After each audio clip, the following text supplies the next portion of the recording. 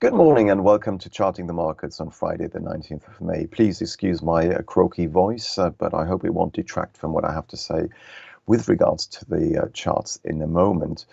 Overnight in Asia, we had a really positive session with the Nikkei 225, the Japanese stock index, hitting a 33-year high. And other Asian markets also rallying on the back of stronger US markets as the US government is on track to have a vote on raising the debt ceiling and thereby avoiding a possible default on its debt. This will be the 79th time the US has had to raise its debt ceiling since 1960. So with sentiment increasing, you had, as I said, stronger Asian equity markets, except in Hong Kong with the Hang Seng basically slipping slightly on weaker than expected sales from Alibaba, which hit some tech stocks. But despite that, if you look at European markets, we opened on a stronger footing earlier today. And you can see here on the daily financial bet of the FTSE 100, we are gradually heading back up again towards Tuesday's high at 7,806. And earlier today, that was also boosted, this positive momentum, by the UK consumer confidence data, which improved for the fourth straight month in a row, as British households are becoming more optimistic about the economy and their finances despite persistent inflation. So from a technical perspective, what we can see here on the FTSE 100 is that we've been trading in a sideways trading range for about the last 2 to 3 weeks. And for us to leave that range, we either have to rise above not just this week's high, but also the previous week's high at 7,817 on the top side, in which case we may be heading back up again towards the 7,938 high seen at the end of April, or on the flip side, we would have to fall through the low seen in mid-May, 7,679, for us to then head back down again towards the 200-day simply moving average here in red at 7,527. So because of the positive sentiment that we've seen in the US recently, we expect the break to happen to the upside. So if we were to see next week a rise above 7,817, that is to say the 8th of May high, then it is pretty likely that we will break through this downtrend line and head back up again towards the April highs at 7,938. So that's the most probable scenario at the moment, provided we remain on a daily chart closing basis above 7,679, the low seen last week.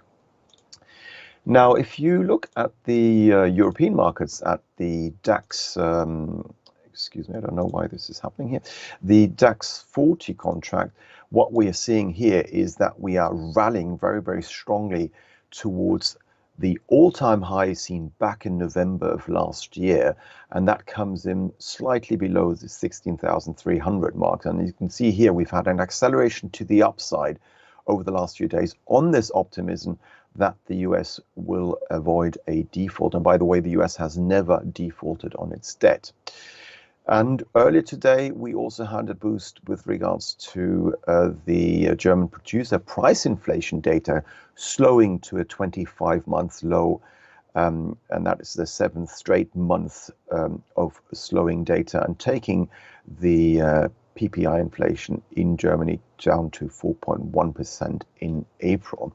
And this is something that in the UK we're also hoping for with regards to data coming out next week. And we are hoping that after 7 consecutive months of having inflation above the 10% level, we might actually slip back down to single-digit inflation in the UK as well. But we'll have to see. But as you can see here, the DAX is really outperforming the FTSE 100 in that it has rallied quite strongly over the last few days. And as I say, is heading towards the 16,300 zone or so, is on track to make a new all-time record high. Now, if that were to be hit, then there is no reason for us not to think that the DAX 40 could, over the coming weeks, continue to head higher and perhaps reach the 16,500 mark or so.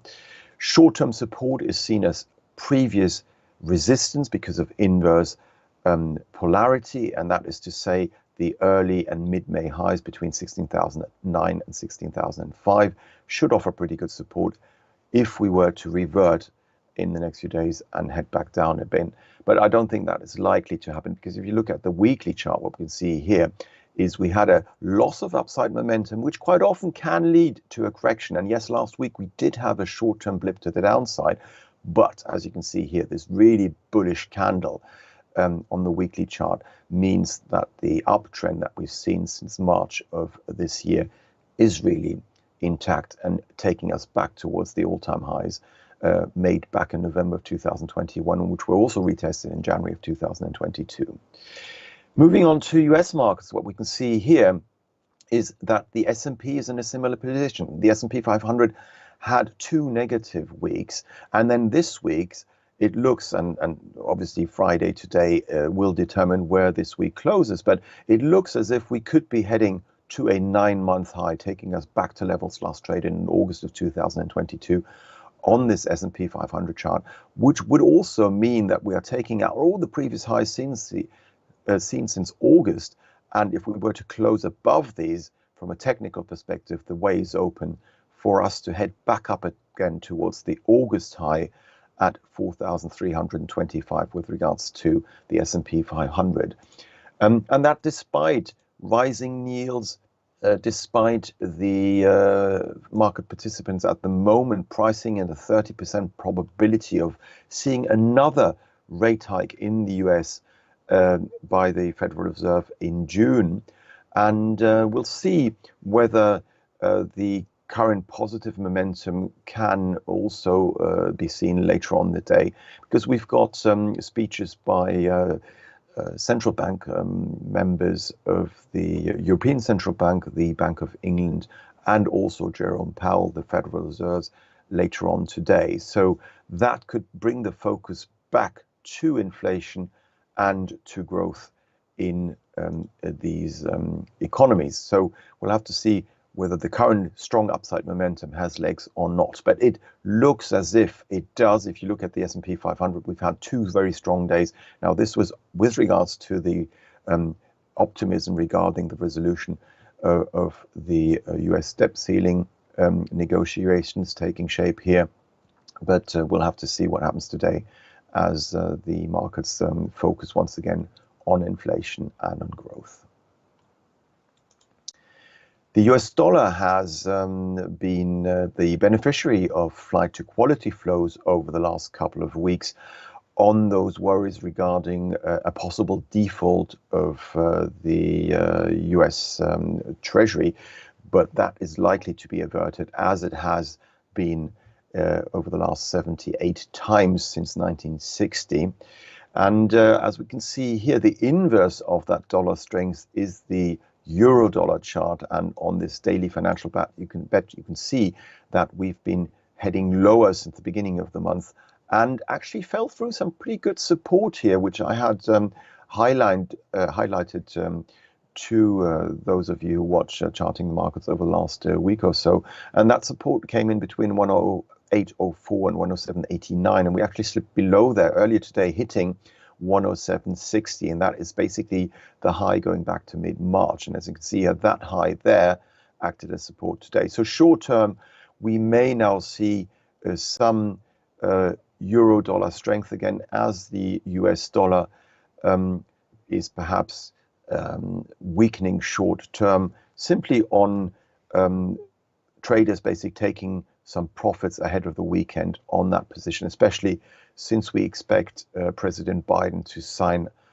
off on a likely debt ceiling being raised in the US in the next few days or over the weekend.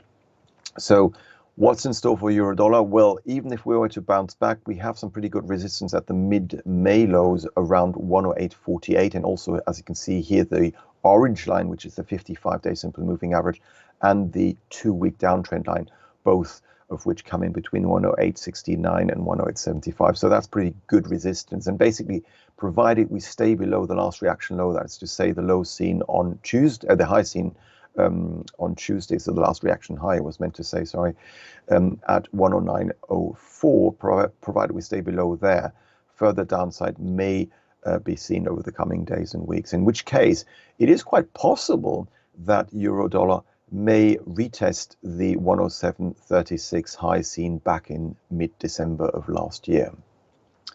Moving on to cable, so the British pound is also approaching some key support here, and that is to say the lows seen since April of this year. And you can see here that support is currently being tested, and it comes in between 123.87 and 123.45, and it's also where the orange line here, the 55-day simple moving average, can be seen. So we've got pretty good support going down to 123.45, which I expect to hold.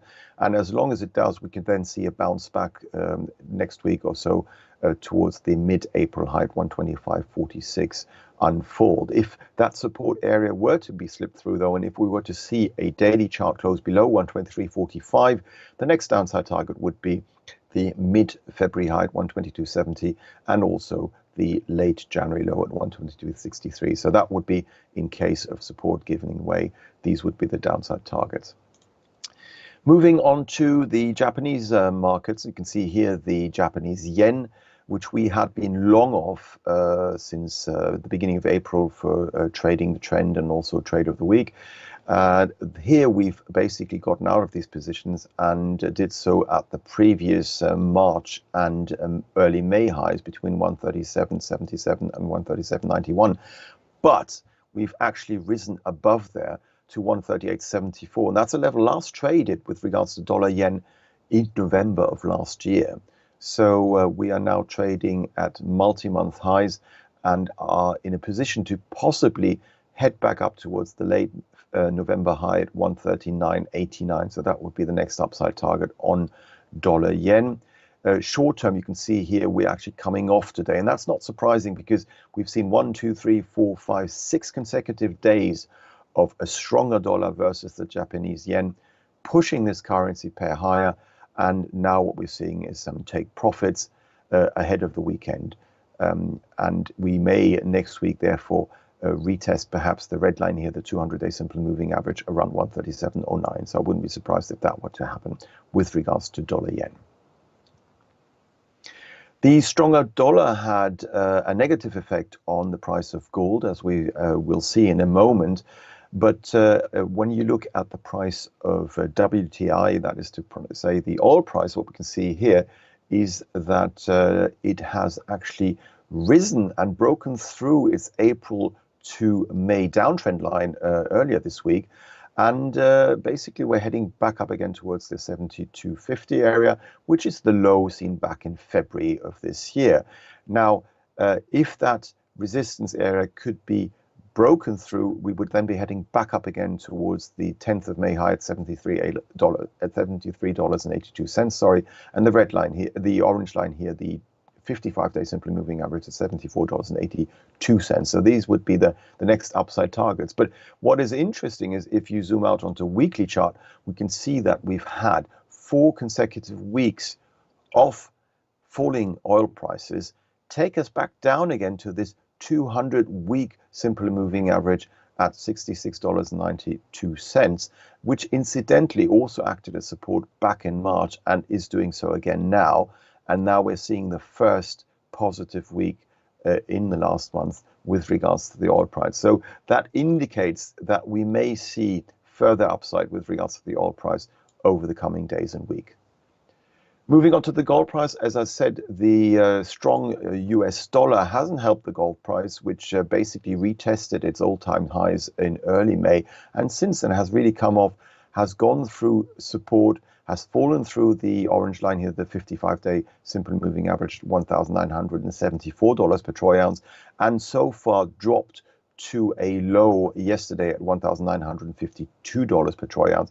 Failure here would possibly take us back down again towards the 22nd of March low at $1,934.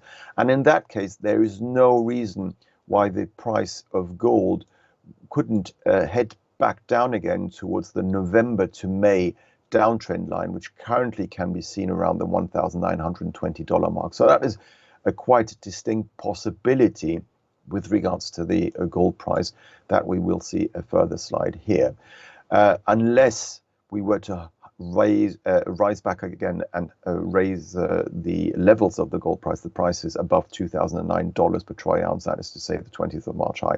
If we were to head back above that level, then perhaps this is just a sideways consolidation phase with a short-term bearish bias, which may then turn bullish again. But for the now, it looks to me as if even if we were to see a short-term bounce, we are likely to fail around the 2,000 mark and perhaps possibly head back down again next week. I'd like to finish up on copper, because copper this week has been trading in a sideways trading range below the 200-day simple moving average here in red at $8,368 per ton. But, and this is really interesting, it has managed to hold above this week's low at $8,089. And you can see here, we are now seeing another positive candle being formed. So I wouldn't be surprised if next week, if we were to manage to rise and close on a daily chart closing basis above the 200-day simply moving average, $8,368 at the moment, that we could then be heading back up again towards the orange line here, the 55-day simply moving average at 8,737, and basically resume the previous uptrend we've had earlier this year in January, and perhaps end this downward trend we've seen since at the beginning of this year with regards to the price of copper. So that'll be very interesting to see in the next few days. Thank you very much for watching Charting the Markets with me, Axel Rudolph. Please feel free to follow me on Twitter. My Twitter handle is @AxelR_IG. Have a lovely weekend.